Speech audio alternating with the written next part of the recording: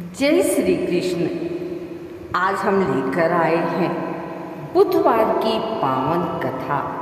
कहते हैं कि इस दिन उधार लेन देन से बचना चाहिए और भगवान गणेश की पूजा करनी चाहिए। तो आइए सुनते हैं बुधवार की यह अद्भुत कहानी।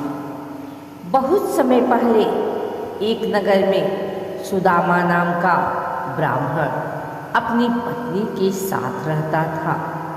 दोनों बहुत ही गरीब थे, लेकिन धार्मिक प्रवृत्ति वाले थे। वे हर दिन भगवान की पूजा करते और धर्म कर्म में लगे रहते। सुदामा की पत्नी विशेष रूप से बुधवार का व्रत रखती थी और हमेशा कहती, इस दिन उधार लेना या देना नहीं चाहिए। इस दिन केवल भगवान की पूजा, दान, पुण्य और भक्ति करनी चाहिए। एक बार की बात है, ब्राह्मण को किसी कारणवश पास के नगर जाना पड़ा। वहाँ अचानक एक जरूरी काम आ पड़ा, जिसके लिए पैसे की आवश्यकता थी।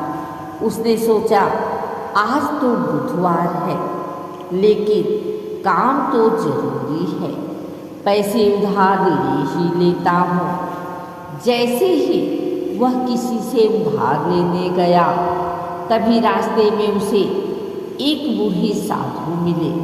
साधु मुस्कुराकर बोले, वत्स, याद रखो, बुधवार के दिन उधार लेना देना अशुभ होता है। इससे घर में दरिद्रता और संकट आते हैं। अगर तुम आज संयम रखोगे तो तुम्हारा काम बिना उधार लिए ही पूरा हो जाएगा। ब्राह्मण को साधु की बात सुनकर आश्चर्य हुआ, लेकिन उसने उनकी बात मान ली। उसने उधार नहीं दिया और भगवान का स्मरण करता हुआ आगे बढ़ गया। अचानक हुआ यूं कि जिस काम के लिए पैसे चाहिए थे, वही काम बिना पैसों के ही पूरा हो गया। ब्राह्मण को विश्वास हो गया कि यह सब भगवान बुध ग्रह और बुधवार की महिमा है।